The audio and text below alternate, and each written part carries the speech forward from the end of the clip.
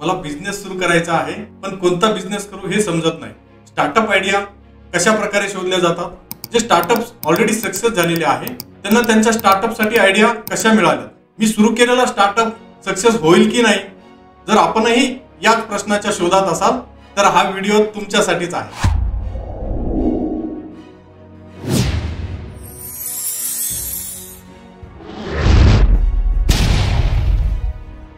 नमस्कार, मी Vaijnath Gadekar, founder and director of etaxwala.com।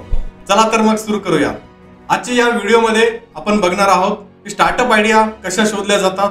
जे स्टार्टअप ऑलरेडी सक्सेस झालेले आहे त्यांनी त्यांच्या स्टार्टअप साठी आयडिया कशा जनरेट केल्या होत्या आणि मी काही स्ट्रॅटेजीज आपल्याला या व्हिडिओमध्ये सांगणार आहे ज्याचा वापर करून आपण आपल्या स्टार्टअप साठी आयडिया शोधू शकता।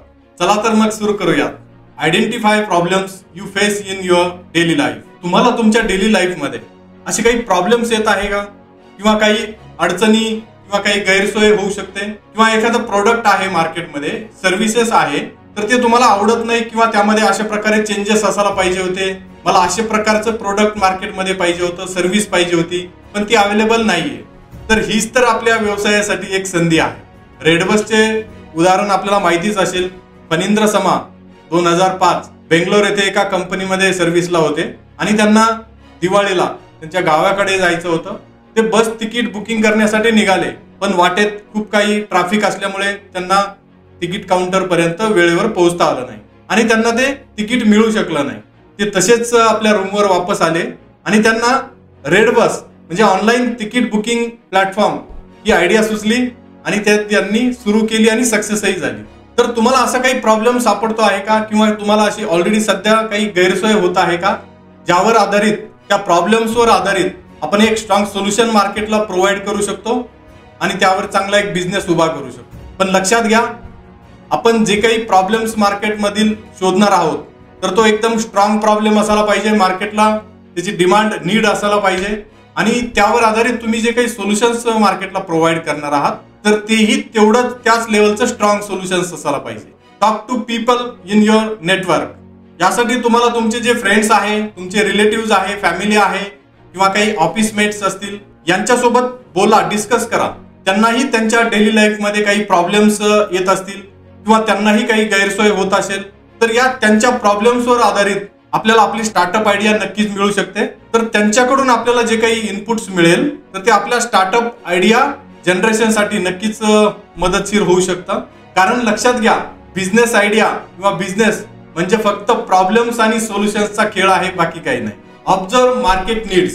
तुमची आवड, तुमचा छंद किंवा तुमची पॅशन्स किंवा स्किल्स ज्या क्षेत्रामध्ये आहे तर त्या क्षेत्रामध्ये सध्या काय काय प्रॉब्लेम्स आहे हे तुम्हाला बघायचे आहे। ते जे प्रॉब्लेम्स असतील त्यावर आधारितही आपल्याला एक चांगली बिझनेस आयडिया सापडू शकते।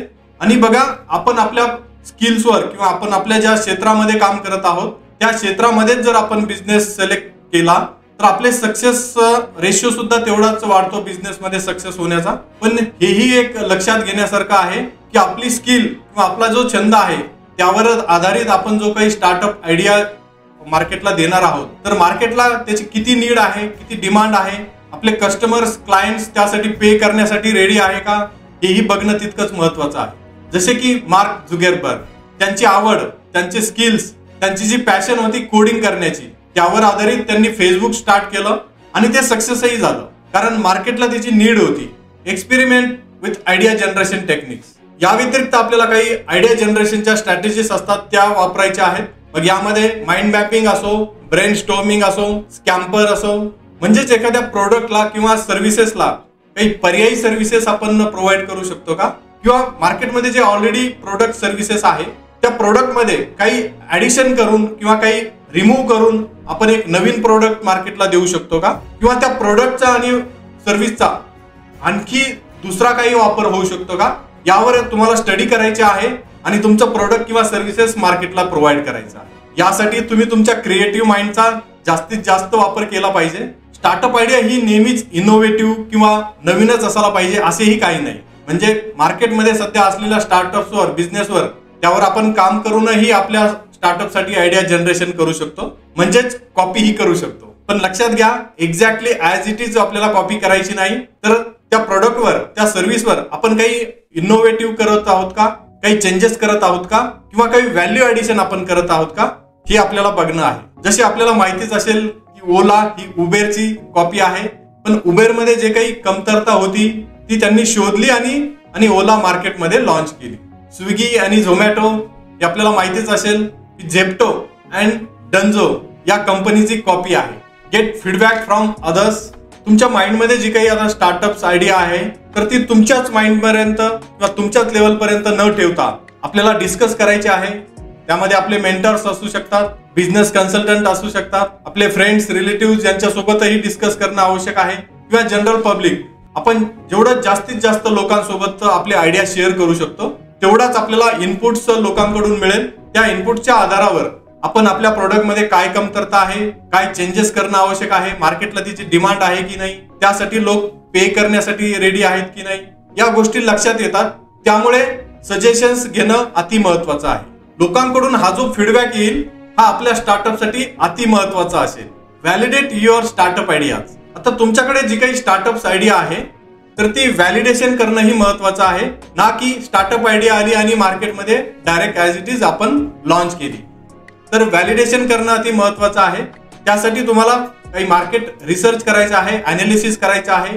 मग सध्या यामध्ये आपले कॉम्पिटिटर्स कोण आहे, त्यांची प्राइसिंग स्ट्रॅटेजी काय आहे, प्रोडक्ट बेनिफिट्स काय काय आहेत, किंवा आपण जे काही प्रोडक्ट सर्व्हिसेस मार्केटला देणार आहोत त्याची मार्केटला किती गरज आहे आणि किती लोक त्यासाठी पे करण्यासाठी रेडी आहेत. अशा काही स्ट्रॅटेजीज आपण वापर करून आपला बिझनेस आयडिया किंवा आपले स्टार्टअप आयडिया व्हॅलिडेट करणं आवश्यक आहे. आपलं प्रोडक्ट मार्केटमध्ये येण्याच्या अगोदर आपल्याला प्लॅनिंग करणं अति आवश्यक आहे. स्टार्टअप प्लॅनिंग न करता बिझनेस सुरू करणे म्हणजे अभ्यास न करता परीक्षेला जाण्यासारखे होय. बिझनेस प्लॅनिंग केल्यानंतर आपल्याला स्टार्टअपची, आपल्या बिझनेसची पूर्ण पुढील दिशा क्लिअर होते आणि आपल्याला आपला बिझनेस सक्सेस करण्याचा योग्य रोडमॅप आपल्याला मिळतो. बिझनेस प्लॅन हा लिखित स्वरूपाचाही असू शकतो.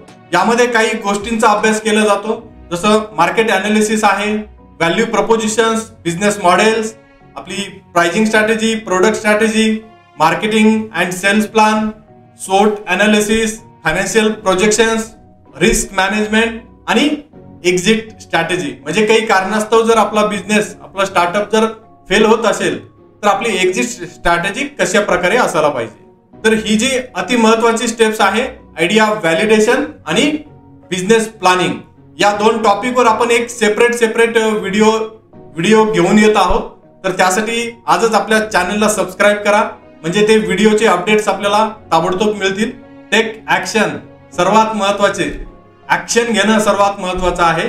ऍक्शन छोटीही असू शकते.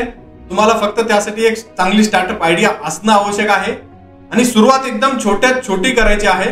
म्हणजे बघा, मार्केटमध्ये जे काही आज मोठे स्टार्टअप आहे तर त्यांची सुरुवात एकदम छोटी झालेली आहे.